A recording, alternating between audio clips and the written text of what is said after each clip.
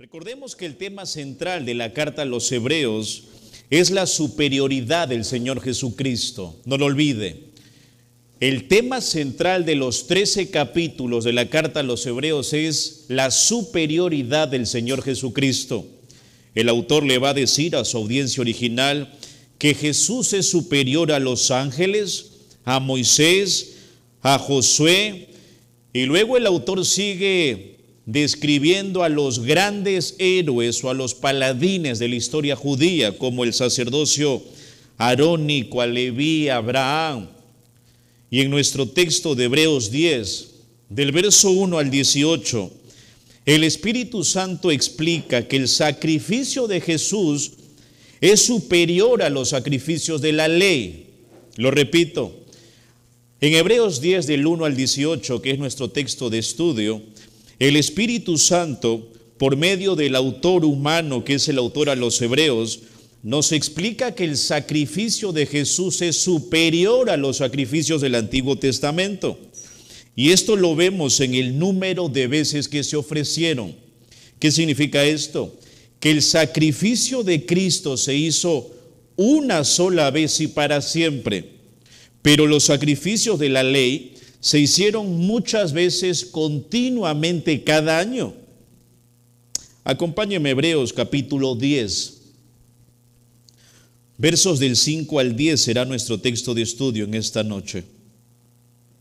La semana pasada estudiamos del 1 al 4, veamos los versos 5 al 10 en esta noche. Hebreos 10:5 dice: por lo cual, entrando en el mundo dice, sacrificio y ofrenda no quisiste, mas me preparaste cuerpo. Holocaustos y expiaciones por el pecado no te agradaron. Entonces dije, he aquí que vengo, Dios, para hacer tu voluntad, como en el rollo del libro está escrito de mí. Verso 8, diciendo primero, sacrificio y ofrenda y holocaustos y expiaciones por el pecado no quisiste, ni te agradaron, las cuales cosas se ofrecen según la ley.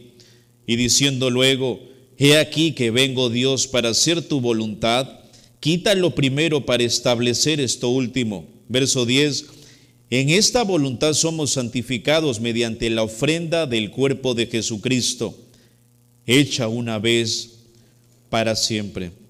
Veamos desde el verso 1 a modo de repaso, hermanos. Hebreos 10:1, mire cómo empieza el texto. Porque la ley, esta conjunción porque da pie a la continuidad de los versículos 24 al 28 del capítulo 9, el capítulo anterior.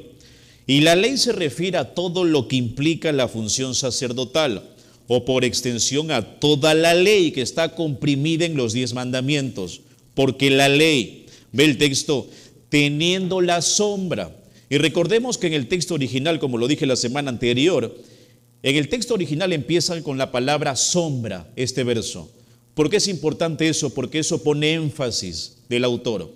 En otras palabras, por ejemplo, la versión de las Américas lo traduce así: pues ya que la ley solo tiene la sombra. Esa es la idea. La ley, las ceremonias, los rituales juntos eran solamente una sombra pálida, tenue. ¿Ve el texto? No la imagen misma de las cosas. La frase la imagen misma indica una réplica exacta, una representación completa, una reproducción detallada. No obstante, esas sombras que contenía la ley, esas sombras pálidas, solamente podían reflejar una silueta muy tenue. ¿De qué? Ve el texto, de los bienes venideros. Esta frase resume todo lo que Cristo compró y logró para nosotros en virtud de su vida, muerte y resurrección. Pero específicamente, el mejor bien que hemos recibido entre tantos fue el perdón de los pecados. Y el autor lo dejó expreso en el contexto inmediato, capítulo 9, versos 11 y 12. Lo dejó muy claro allí. Ve el contexto inmediato.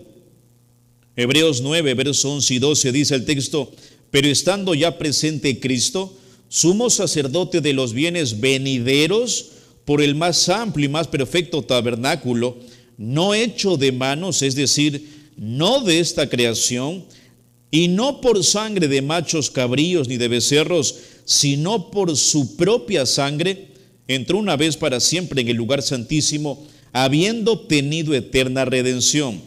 Pensando en el contexto, es como decir, la ley contiene las sombras, Jesucristo contiene la esencia.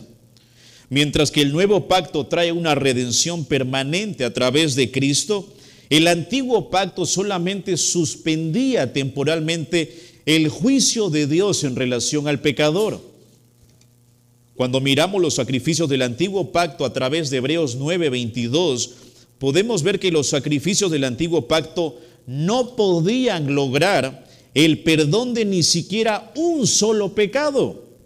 Ve el texto, Hebreos 10:1, porque la ley, teniendo la sombra, solamente la sombra es la idea, de los bienes venideros, no la imagen misma de las cosas, nunca puede. Los sacrificios del Antiguo Testamento no pueden reconciliarnos con Dios porque solo son una sombra, no son la sustancia. ¿Y cómo lo sabe el autor? Porque la repetición de los sacrificios levíticos es la demostración fehaciente de la naturaleza limitadísima de su utilidad. Ve el texto, por los mismos sacrificios que se ofrecen continuamente cada año, no pueden hacer perfectos, esto habla de salvación, a los que se acercan. Y esto apunta a la ley, a Levítico 16, al día de la expiación, al día del Yom Kippur. En otras palabras, la ley nunca puede salvar a nadie porque solo simboliza ciertas realidades espirituales que salva al pecador. ¿Por qué decimos esto? Porque esto lo vemos en la cantidad de veces, ve el texto, los mismos sacrificios que se ofrecen continuamente cada año, en la cantidad de veces que se ofrecían los mismos sacrificios. Esta continuidad o repetición mostró la incapacidad de esos sacrificios de quitar en una sola vez el pecado. No podían, era imposible. Observe los versos 2 al 4. De otra manera, en otras palabras, si la ley pudiera con sus sacrificios haber salvado a los que se acercan, cesarían de ofrecerse. Hebreos 10:2. Esto es, no habría necesidad de ellos, pues los que tributan este culto, ve el texto, limpios una vez, no tendrían ya más conciencia de pecado. Si realmente el pecado hubiera sido quitado de manera permanente mediante los sacrificios del Antiguo Testamento, habrían dejado de ofrecerse porque la conciencia de los creyentes del Antiguo Testamento habrían quedado sin culpa. Pero, ve el texto, verso 3, pero en estos sacrificios cada año se hace memoria de los pecados. En otras palabras, los sacrificios recurrentes en el día de la expiación, por el contexto, servían como recordatorio de los pecados. La frase cada año vincula por el contexto inmediato, verso 1 y verso 3, el día de la expiación, los mismos sacrificios que se ofrecen continuamente cada año. Ese día, hermanos, era esencialmente un acontecimiento anual y gráfico que recordaba al pueblo que era incapaz de obedecer perfectamente los mandamientos de la ley. En el día de la expiación, en que los judíos debían poder celebrar su limpieza de los pecados, en realidad se convertía en un acto que remarcaba su incapacidad, su pecaminosidad. Una vez al año el pueblo debía revivir todos sus pecados nuevamente y volver a sentir la angustia de la suciedad, su miseria de estar fuera de la comunión con Dios. Ese era el día de la expiación, porque no habían sido perdonados y porque Dios se acordaba de cada pecado que habían cometido. Esa es la idea. La cantidad de animales muertos en el Antiguo Testamento, la cantidad de sangre que corría en el día de la expiación, era básicamente para mostrarles la gravedad de su pecado, la necesidad de un sustituto. Ellos debían de morir, pero en reemplazo moría un animalito. ¿Por qué? Porque la paga del pecado es muerte. Esto debía hacerlos entender a ellos la necesidad de un sustituto perfecto. Los animalitos solamente podían de alguna manera distanciar o menguar la ira de Dios, dilatar la ira de Dios, el juicio de Dios. Y el autor quiere enfatizar que el sistema de sacrificios, incluyendo el ritual del día de la expiación, era un recordatorio constante de los pecados. ¿Por qué? Verso 4, ve el texto: porque la sangre de los toros y de los machos cabríos, vea que todo está en plural. La idea es, a pesar de toda esta gran cantidad de sangre que se ofrecía en el antiguo pacto, ve el texto, no podían quitar los pecados. Verso 4. Y el verbo quitar en tiempo presente indica una situación continua. Esto es que el sistema de sacrificios en curso no podían eliminar los pecados. Era imposible. En otras palabras, no tenían poder para quitar pecados. Pero de los versos 5 al 10 de Hebreos 10, vemos el poder del Señor Jesucristo para quitar los pecados. Tremendo contraste. De manera que el día de hoy y la próxima semana, si el Señor lo permite, planeamos ver dos áreas de la superioridad de Cristo que te motivarán a serle fiel. Dos áreas de la superioridad de Cristo que te motivarán a serle fiel. La primera de ellas, Cristo es superior en su sacrificio. Verso del 5 al 18. Y la segunda de ellas, Cristo es superior en su sacerdocio. Verso 19 al 25. Primera área de dos, Cristo es superior en su sacrificio. Ve el texto, hermanos, este es un texto muy rico en teología, hay mucha doctrina aquí inmersa. Verso 5 dice, por lo cual, en otras palabras, es por esto que. Esto se remonta al párrafo anterior, del verso 1 al 4. Dicho de otra manera, debido a que los sacrificios de la ley no pueden quitar los pecados, ve el texto, entrando en el mundo. Esta frase es una frase semítica judía que significa cuando Cristo nació. Cuando Cristo nació. Especialmente lo vemos en el Evangelio de Juan, en el capítulo 1:9. Solamente apúntelo, dice, aquella luz verdadera que alumbra a todo hombre venía a este mundo. Significa nacimiento. Pero ve el texto, verso 5, por lo cual, esto es, debido a que los sacrificios de la ley no pueden quitar los pecados, entrando en el mundo, esto es, el Señor Jesucristo cuando nació, dice, ¿quién dice? Por el contexto inmediato, verso 28, ve el texto, Hebreos 9:28 dice, así también Cristo fue ofrecido una sola vez para llevar los pecados de muchos. ¿Quién dice? Cristo. Aquí habla el Señor Jesucristo, es impresionante.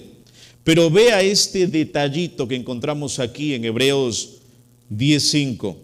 Al estar este verbo en tiempo presente, revela la preservación y la temporalidad de las Escrituras. No dice dijo, dice.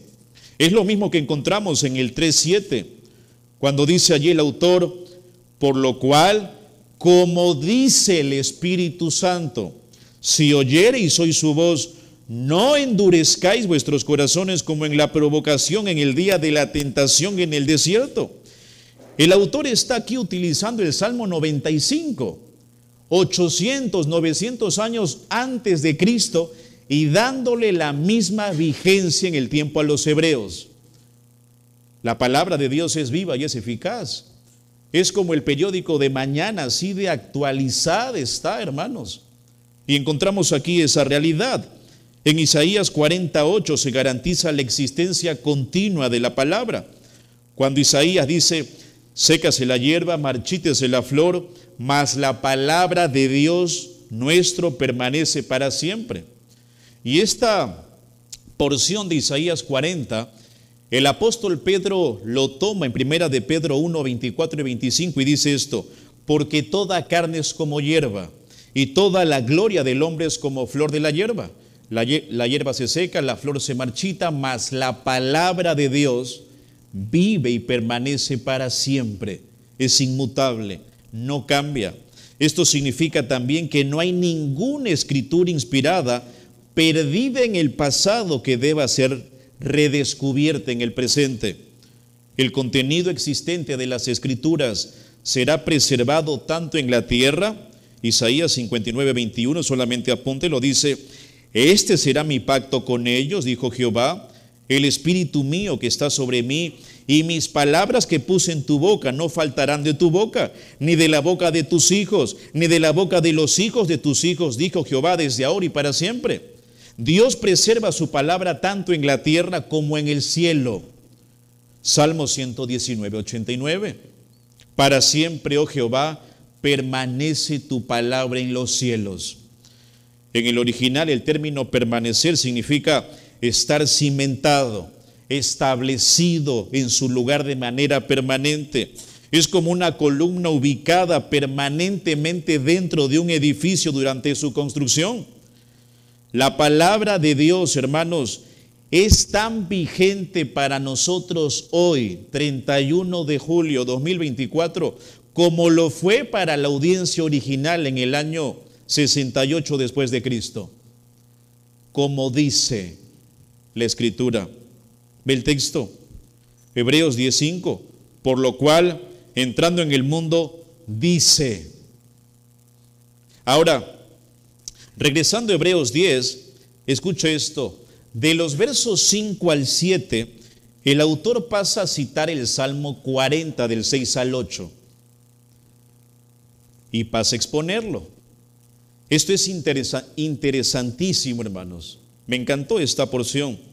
Aquí el autor original va a tomar un pasaje del Antiguo Testamento, lo va a explicar y lo va a aplicar a su audiencia original. Esto es lo que la Biblia llama predicación expositiva.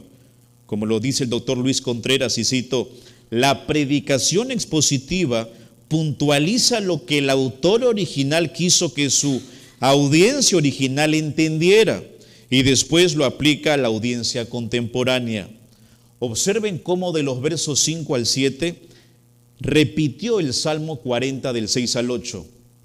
En los versos 8 y 9 el autor explica el pasaje y en el verso 10 lo aplica. Tremendo el autor a los hebreos. Veamos el texto, verso 5. Hebreos 10:5. Por lo cual, entrando en el mundo, dice: sacrificio y ofrenda no quisiste, mas me preparaste cuerpo. Alto allí. Si usted compara el Salmo 40 del 6 al 8 con Hebreos 10:5, en el Salmo 40 dice: has abierto mis oídos, pero aquí en Hebreos 10 dice: me preparaste cuerpo. Esta es una figura llamada sinécdoque. Sinécdoque es una figura que representa una parte por el todo, una parte por el todo. Recordemos que el autor está usando en toda la carta a los hebreos la versión griega de la Septuaginta, no la versión hebrea. En ambos casos, tanto en el Salmo 40 como en Hebreos 10, el énfasis está en la obediencia. La obediencia. El salmista tiene un oído abierto para oír los mandatos de Dios y obedecer. Y al aplicar estas palabras a Cristo, el autor a los hebreos extendió el concepto de oídos a todo el cuerpo. El Hijo obediente de Dios tenía un cuerpo físico, preparado por el Padre, en el que siempre haría la voluntad del Padre. Pero ve el texto, hermanos, esto también enfatiza su nacimiento normal como cualquier otro ser humano. Ve el texto. Entrando en el mundo, verso 5, me preparaste cuerpo. Esto es la encarnación de Dios. Era necesario que tuviera ese cuerpo igual que nosotros, que sea un verdaderamente hombre. Mire el contexto más lejano, el capítulo 2:17. Son porciones que ya le hemos estudiado. Hebreos 2:17. Dice el autor, por lo cual debía ser en todo semejante a sus hermanos, para venir a ser misericordioso y fiel sumo sacerdote en lo que a Dios se refiere, para expiar los pecados del pueblo. Era como nosotros, era un hombre físico. Jesucristo es una persona histórica real. Mire el contexto, el 4:15. Dice el autor, porque no tenemos un sumo sacerdote, hablando de Cristo, que no pueda compadecerse de nuestras debilidades, sino uno que fue tentado en todo según nuestra semejanza, pero sin pecado.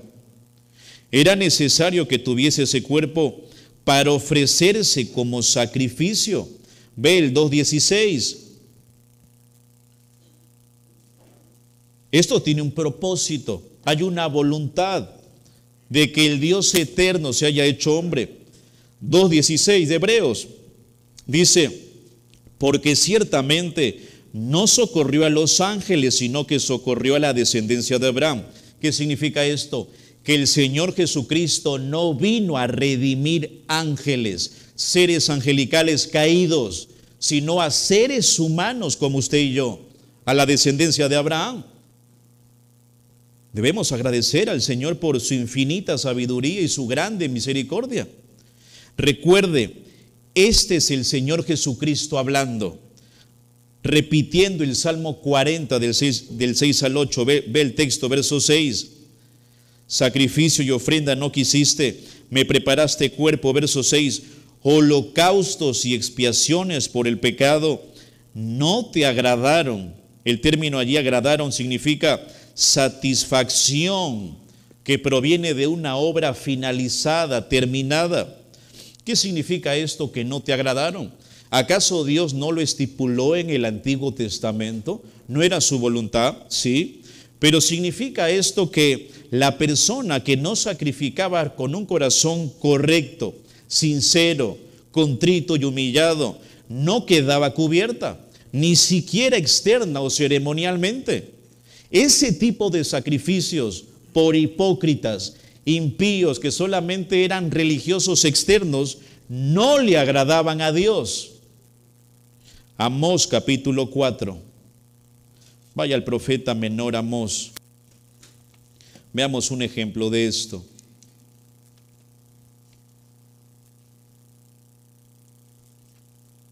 Amós es un profeta del norte, es un profeta que está dando un mensaje a las tribus de Israel, a las 10 tribus del norte, a las peores tribus. Tiene como contemporáneos a Oseas, Isaías, a Jonás. Es un profeta del siglo 7 antes de Cristo, aproximadamente. El pueblo está en una de las peores situaciones, peores momentos religiosos. Y vea en Amós 4, 4 y 5 lo que dice el profeta. Id a Betel. Esto no es el movimiento, no es la radio. Id a Betel y prevaricad, aumentad en Gilgal la rebelión, y traed de mañana vuestros sacrificios y vuestros diezmos cada 3 días, y ofreced sacrificio de alabanza con pan leudado, y proclamad, publicad ofrendas voluntarias, pues que así lo queréis, hijos de Israel, dice Jehová el Señor. Ahora ve el capítulo 5, verso 21. Amós 5:21, aborrecí, abominé vuestras solemnidades, y no me complaceré en vuestras asambleas. Y si me ofreciereis vuestros holocaustos y vuestras ofrendas, no las recibiré, ni miraré a las ofrendas de paz de vuestros animales engordados. Quitad de mí la multitud de tus cantares, pues no escucharé las salmodías de tus instrumentos. Pero corre el juicio como las aguas, y la justicia como impetuoso arroyo. Me ofrecisteis sacrificios y ofrendas en el desierto en 40 años, oh casa de Israel. Esta es la clase de sacrificios que a Dios no le agradaron. Como lo dice el doctor MacArthur, El pueblo había tomado lo que debía ser solamente un símbolo de la fe real y lo había vuelto un sustituto de la fe. Así se lo recordó también el profeta Samuel a Saúl, cuando el sistema religioso del antiguo pacto todavía estaba recién inaugurado. En 1 de Samuel 15:22, dice así la palabra de Dios: y Samuel dijo: ¿se complace Jehová tanto en los holocaustos y víctimas como en que se obedezca a las palabras de Jehová? Ciertamente el obedecer es mejor que los sacrificios, y el prestar atención que la grosura de los carneros. Sacrificar sin obediencia, cumplir el ritual sin fe y devoción a Dios, era una burla, es hipocresía, peor que no haber sacrificado nada. En el Salmo 51, por ejemplo, cuando el profeta Natán confronta a David, David dice esto, verso 17, Salmo 51, los sacrificios de Dios son el espíritu quebrantado, al corazón contrito y humillado, no despreciarás tú, oh Dios. Y hermanos, de la misma manera, nosotros podemos vernos tentados a cumplir externamente la palabra de Dios como iglesia, al asistir a los cultos o servir si somos miembros de esta iglesia local. Pero de lunes a sábado podemos vivir vidas impías. Entonces pensamos que el hecho de congregar, el hecho de pertenecer a una iglesia bíblica como esta y servir de alguna manera justifique en algo mi pecado. Y que Dios no lo ve tan grave como otros que no vienen a la iglesia, que no congregan, que no sirven, que no son parte de la iglesia. No podemos compartimentar nuestro compromiso al Señor, porque significaría que no eres un discípulo de Cristo. Recordemos Lucas 14, si alguno no aborrece padre, madre, mujer, hijos, hermanos y hermanas, y aún también su propia vida, no puede ser mi discípulo. El que no lleva su cruz, el que no se niega a sí mismo, no puede ser mi discípulo. El que no renuncia a todo lo que posee, no puede ser mi discípulo. Y es el mismo tenor que encontramos en Lucas 9:62, por ejemplo. Tengamos cuidado con esto. Lucas 9:62, el Señor Jesucristo dijo estas palabras: ninguno que poniendo su mano en el arado mira hacia atrás es apto para el reino de Dios. ¿Qué significa esto? Usted no puede arar rectamente en surco recto mirando atrás.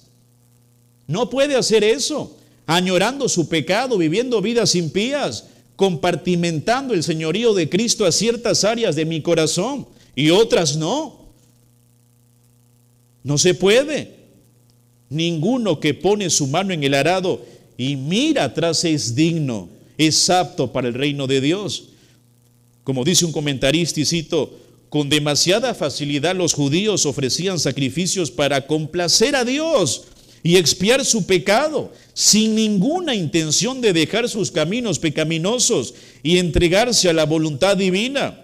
Así las cosas, el sacrificio se convertía en una excusa para seguir en el pecado, el sustituto fácil de una auténtica contrición y arrepentimiento. Claro, solamente eran paliativos a su conciencia, pero en lo profundo de su corazón seguían abrazando su pecado y pensaban que por hacer ciertos sacrificios, holocaustos y expiaciones era suficiente. No es suficiente, hermanos. No obstante, el Señor Jesucristo no fue así. Ve el texto, verso 7, Hebreos 10, verso 7. Entonces dije, he aquí que vengo. La idea es, he venido, oh Dios, para hacer tu voluntad. Esta frase es enfática en el texto griego. El término voluntad aparece 4 veces en Hebreos capítulo 10. Aparece en el verso 7, 9, 10 y 36.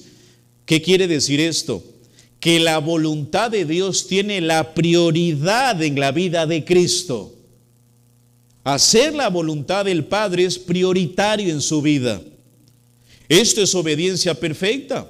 Por eso es que el Padre pudo quedar satisfecho con este tipo de sacrificios. ¿Por qué? Porque esa obediencia era perfecta. Sus motivaciones eran perfectas a la voluntad de Dios el Padre. Verso 5 del texto. Entrando en el mundo, nacimiento, me preparaste cuerpo, encarnación. Vine para hacer tu voluntad. Esto es obediencia perfecta. El Hijo eterno de Dios se encarnó, hermanos, para obedecer perfectamente a Dios.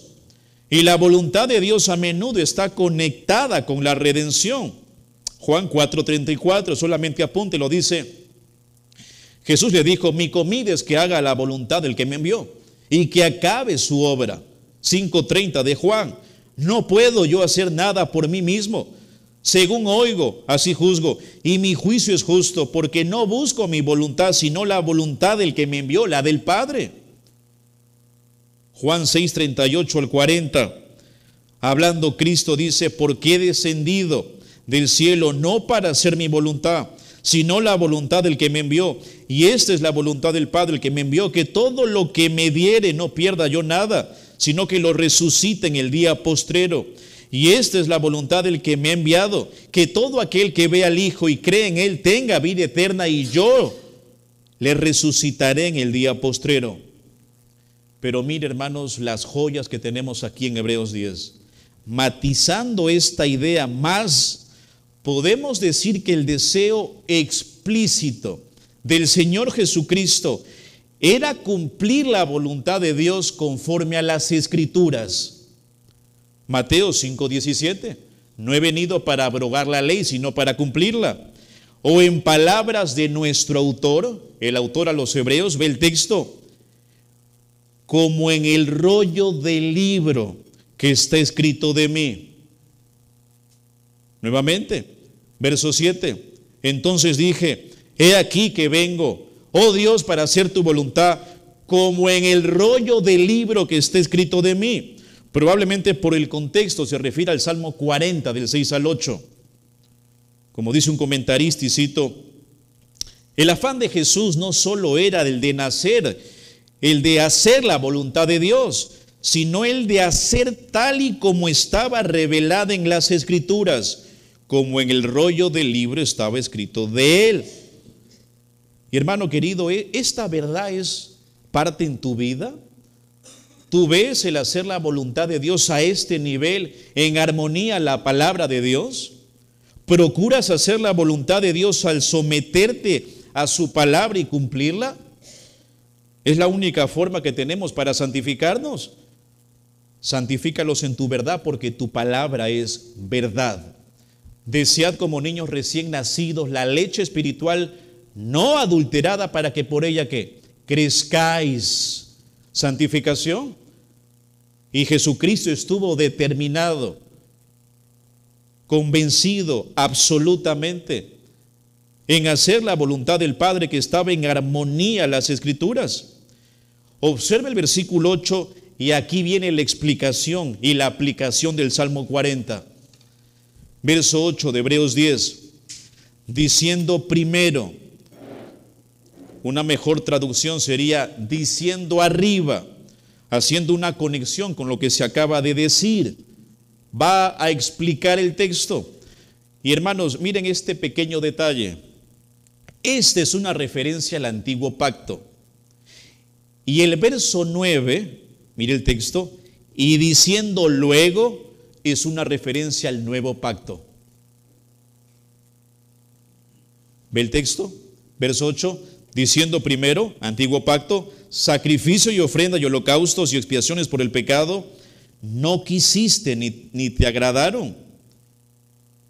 Está nuevamente enfatizando los versículos anteriores. El uso de los plurales generaliza los sacrificios, subrayando la insuficiencia por la multiplicidad y la repetición. No le agradaron a Dios, pero como lo hemos explicado, dice, no quisiste, ni te agradaron. ¿Qué tipo de sacrificios? Los hipócritas, los de doble ánimo, aquellos adoradores que venían al templo únicamente a adorar a Dios externamente, pero internamente estaban abrazando su pecado. Ese tipo de sacrificios, holocaustos, ofrendas y expiaciones, no quiso Dios ni se agradó de ellos. Ve el texto. Las cuales cosas se ofrecen según la ley.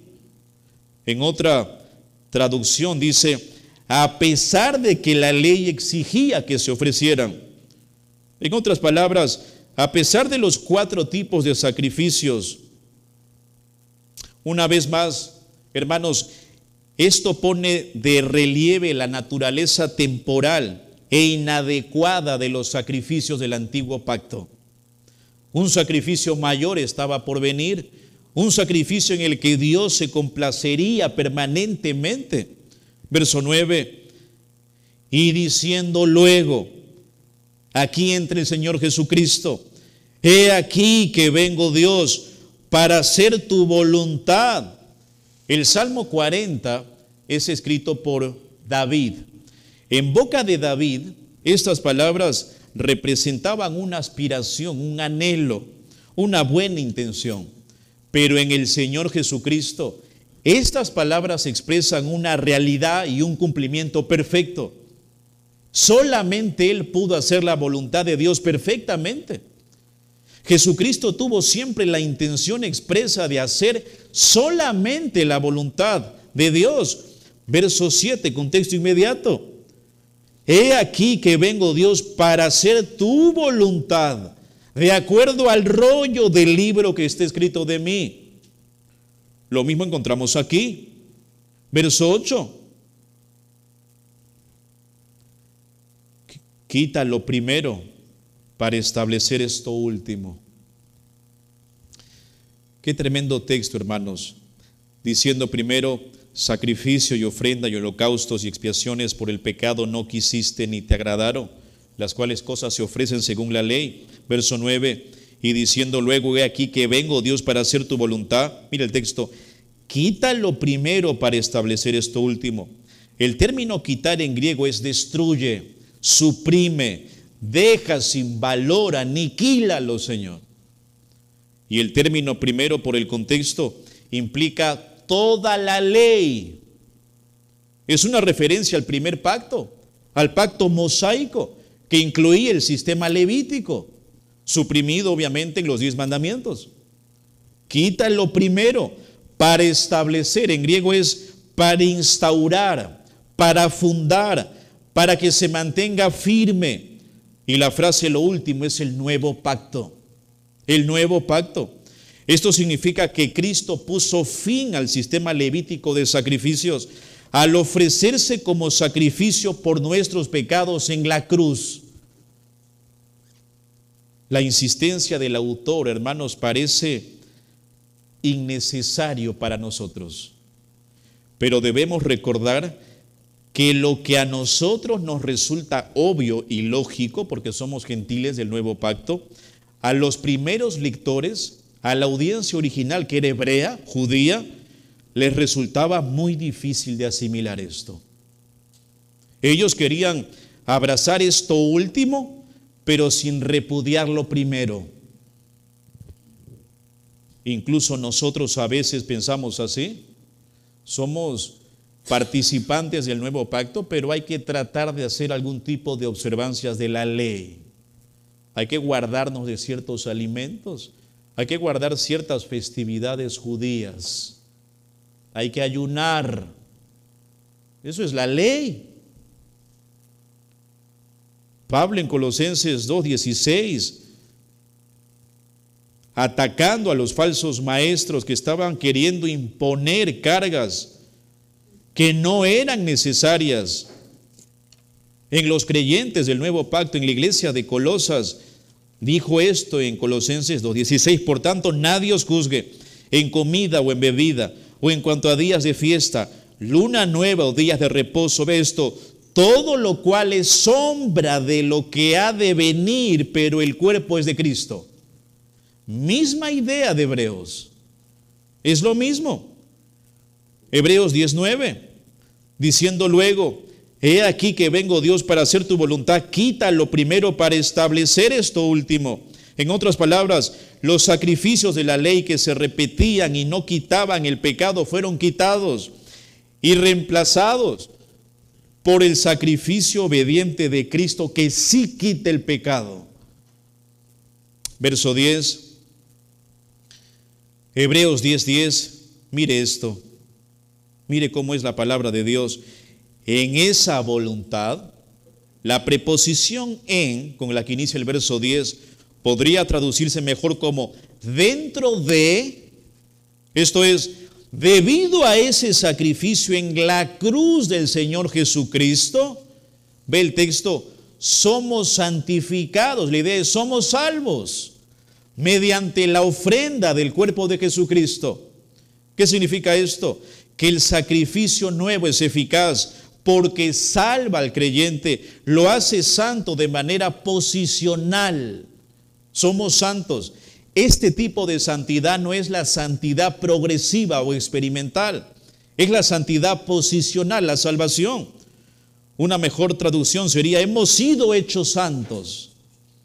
Y el verbo griego muestra de la manera más fuerte la salvación continua y permanente del creyente. Es como decir, han sido santificados de manera permanente. Hebreos 2:11, el contexto más lejano, dice en Hebreos 2:11, porque el que santifica y los que son santificados de uno son todos, por lo cual no se avergüenza de llamarlos hermanos. Salvación, hemos sido adoptados por Dios, somos herederos de Dios, coherederos con Cristo. Nuestro hermano mayor es Cristo, estamos en la familia espiritual. ¡Qué impresionante!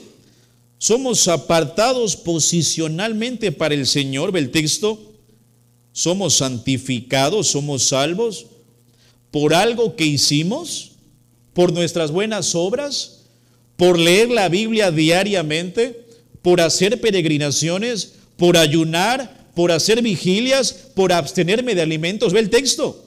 Somos salvos mediante la ofrenda del cuerpo de Jesucristo. Ahora, recuerde que el nombre Jesucristo, el autor a los hebreos no lo utiliza mucho. Solamente lo utiliza 5 veces en 13 capítulos. Entonces, cada vez que aparece, préstale la debida atención. El autor desea enfatizar que tanto la naturaleza humana como la divina estaban implicadas para salvarnos. El Mesías prometido debía ser verdaderamente hombre, verdaderamente Dios. Solamente alguien así podía obedecer perfectamente la voluntad del Padre y obedecerle perfectamente. En un solo acto, en un solo momento, aportó la santificación permanente para todo aquel que ponga su confianza en Él. Colosenses 2:10, dice Pablo, vosotros estáis completos en Él, no necesitan nada en Él. Pero ve el texto, verso 10, y esto, hermanos, es interesantísimo. Mire la teología del autor a los hebreos, mire cómo inicia el texto, verso 10, en esa voluntad. Esto apunta, como lo hemos dicho, al sacrificio del Señor Jesucristo. No lo olviden, la cruz. Pero vea cómo continúa el texto. Somos santificados. ¿Lo ve? En esa voluntad somos santificados. ¿Qué significa esto? Márquelo. Que el Señor Jesucristo murió en la cruz del Calvario únicamente por sus escogidos. Solamente por los suyos. Efesios 1:4, perdón. Solamente por aquellos que Él había elegido desde antes de la fundación del mundo. Solo por los suyos. Verso 10, en esa voluntad, en ese sacrificio perfecto de Cristo, somos salvos. ¿Quiénes son los escogidos? Hechos 2:21. Pablo lo dijo de esta manera. En Hechos capítulo 2, verso 21. Todo aquel que invocar el nombre del Señor será salvo. ¿Qué nombre es? Contexto inmediato, verso 22, Jesús Nazareno. ¿Quiénes son los elegidos? ¿Quiénes son aquellos por los que Cristo murió? Aquellos que se han arrepentido de sus pecados y han confesado de labios y de corazón y de mente que Jesucristo es el Señor. Y se han sometido a Él y viven para Él.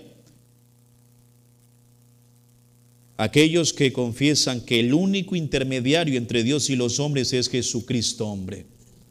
No hay otro. No hay otro medio de salvación. No hay otro nombre dado a los hombres en que podamos ser salvos. ¿Quieres irte al cielo? Invoca el nombre del Señor y serás salvo. Pero en sus términos. Y solo como una nota al margen, por supuesto, nuestras posiciones de lugar y prácticas son cosas muy diferentes. Si estamos en Cristo, siempre estaremos en Él. Esta posición del lugar nunca se moverá, hermanos, ni una jota durante toda la eternidad. Si Dios te ha adoptado como hijo suyo, vas a ser adoptado como hijo de Él por la eternidad. No se va a mover esa posición ni una milésima, pero nuestra santidad práctica, como todos sabemos, puede cambiar mucho. Pablo escribió a los cristianos de Colosas, en Colosenses 3:5 esto: haced morir pues lo terrenal en vosotros, fornicación, impurezas, pasiones desordenadas, malos deseos y avaricia, que es idolatría, cosas por las cuales la ira de Dios viene sobre los hijos de desobediencia, en las cuales vosotros también anduvisteis en otro tiempo, cuando vivíais en ellas, pero ahora dejad también vosotros todas estas cosas: ira, enojo, malicia, blasfemia, palabras deshonestas de vuestra boca. Nuestra posición debe verse reflejada en nuestra praxis cristiana. Pero muchas veces no es así, porque seguimos abrazando nuestro pecado. Y nuestra práctica cristiana, nuestra vida en santificación, no refleja nuestra posición con el Señor. Mire 1 Corintios 7:19. Esto está martillado por todas partes en la Escritura. 1 Corintios 7:19. Recordemos que Pablo está hablando aquí acerca del matrimonio y sus distintos tópicos, preguntas y esto y otro. Pero ve el verso 19, dice: la circuncisión nada es, y la incircuncisión nada es. ¿Qué podemos sacar de esto? Que la ley ya no está vigente. Así te circuncides o no lo hagas, no sirve. No sirve. Pero ve el texto: sino el guardar los mandamientos de Dios. ¿Qué significa esto en su contexto? Sé en la condición que Dios te salvó, como esclavo, libre, circunciso o incircunciso. Tu meta como cristiano es que no forniques, no peques, obedece la palabra de Dios, mantente en obediencia a las Escrituras. La circuncisión nada es y la incircuncisión nada es, sino el guardar los mandamientos de Dios. La voluntad de Dios es que nuestra práctica sea coherente con nuestra posición, hermanos. Que seamos de verdad en persona lo que somos en Cristo. Recordemos que cuando Dios nos llama al arrepentimiento y nos salva y nos elige y nos justifica, no se queda allí. Efesios 2:10 nos da buenas obras que Él preparó de antemano para que anduviésemos en ellas. La vida en santidad es una marca distintiva del hombre de Dios, de la mujer de Dios. No podemos desligar la santidad de la justificación. Es imposible. Regresando a Hebreos 10:10, no obstante, el autor aquí habla de la santidad posicional, de la salvación, la cual es lograda por el sacrificio del Señor Jesucristo. Ve el texto, Hebreos 10:10, la parte final: hecha una vez y para siempre. Esta es una de las frases más importantes de Hebreos. Sería una locura volver a los sacrificios de animales, a las observancias de la ley, o pensar erradamente que si hago algo de la ley soy acepto para Dios, estoy más cerca del Señor. Olvídate, no es así. No es necesario volver a ningún sacrificio. Dios está satisfecho con el sacrificio de Cristo, que fue una sola vez y para siempre. Esa es tu posición delante del Señor. Hebreos 10:10. En esa voluntad somos santificados mediante la ofrenda del cuerpo del Jesucristo, hecha una vez y para siempre. Continuamos la próxima semana. Amado Señor, te alabamos y queremos agradecerte por esta porción, Señor, de Hebreos 10. Gracias porque nos ayudas a valorar tanto, Señor, al escuchar al autor original de Hebreos nuestra salvación, Señor.